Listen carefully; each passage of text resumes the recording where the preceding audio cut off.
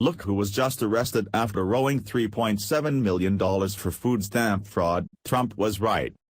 And as always, the American taxpayer is the one who gets the raw end of the deal. We know all too well that when the charlatan Barack Hussein Obama was president, millions of Americans were added to the already overburdened welfare system. But now that Donald Trump is in power, it seems the system is finally starting to investigate and convict all these new Obama additions and is cracking down hard. Mohammed Shafik, who is from Baltimore, just had his free ride come to an end. He was convicted and sentenced to 4 years in prison followed by 3 years of parole. And he was also ordered to make a restitution payment in the amount of $3.7 million. Somehow I very much doubt us taxpayers will ever be seeing much of that $3.7 million. This is one of the 14 store owners who was arrested after a lengthy investigation back in 2016 after being caught defrauding American taxpayers. And all 13 of those arrested were Muslims and one was a Caucasian. CBS Baltimore reports.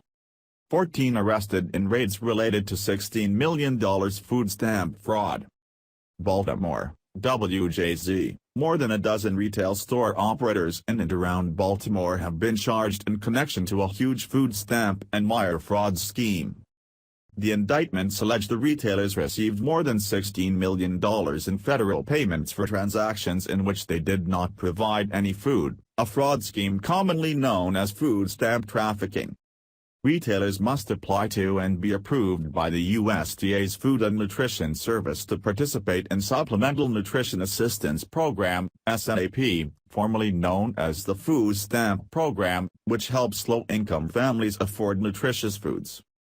In Maryland, the program provides eligible individuals with an electronic benefit transfer (EBT) card, which operates like a debit card.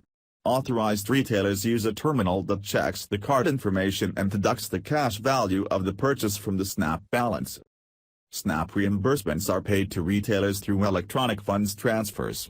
Retailers bill the government in return for providing approved food items to customers. The indictments allege that the defendants illegally exchanged EBT benefits for cash, instead. To avoid detection, they debited the funds from the card in multiple transactions over a period of hours or days, or called a different store where the transaction was processed manually, the Department of Justice says. As a result of these transactions, they allegedly obtained more than $16,482,270 in EBT deposits for transactions in which food sales never occurred or were substantially inflated and split the proceeds with food stamp recipients. The food stamp program is intended to put food on the tables of needy recipients, not to put money in the pockets of greedy criminals, said U.S. Attorney Rod J. Rosenstein. Honest store owners work hard to earn a profit by actually selling food, and food producers and distributors also benefit. People who play by the rules deserve to know that criminals who defraud them will be held accountable. The defendants face a maximum sentence of 20 years in prison for each count of wire fraud, a maximum of 5 years in prison for conspiracy to commit food stamp fraud and wire fraud, and a maximum of 5 years in prison for food stamp fraud. The defendants and their stores are Walayat Khan, 36, of Reisterstown. Barbara and Duke, 50, of Owings Mills. Maria's Marketplace, 307 S Broadway in Baltimore and Royals Food Market, 921 East Patapsco Avenue in Brooklyn. From October 2013 to June 2016, Khan and Duke allegedly obtained more than $1,486,118 in payments for food sales that never occurred. Shaheen Taswar Hussain, 60, of Ellicott City. Shop and Save, 301 Crane Highway South, Suite D, Glen Burnie. From July 2014 through October 2015, Hussain allegedly obtained more than $778,183 in payments for food sales that never occurred. Kelum Novas Perez, 34, of Baltimore. Jose Rabadia Gonzalez Reyes, 50, of Baltimore. Kelum Grocery, 2734 Pennsylvania Avenue in Baltimore.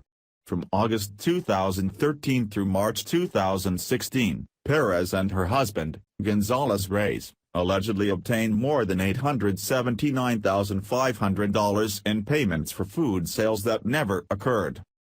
Mulazam Hussain, 54, of Windsor Mill, Monroe Food Mart and Y&J Grocery in Baltimore. From March 2013 through July 2016, Hussain allegedly obtained more than $1,242,745 in payments for food sales that never occurred. Mahmoud Hussain Shah, 57, of Catonsville. Mohammed Rafik, 58, of Reisterstown. Corner Groceries, 1242 Darley Avenue in Baltimore. From October 2010 through August 2016, Shah and Rafik allegedly obtained more than $1,610,556 in payments for food sales that never occurred. Mohammed Shafik, 50, of Gwynn Oak, Maryland, and his daughter, Alia Shaheen, 24, of Baltimore.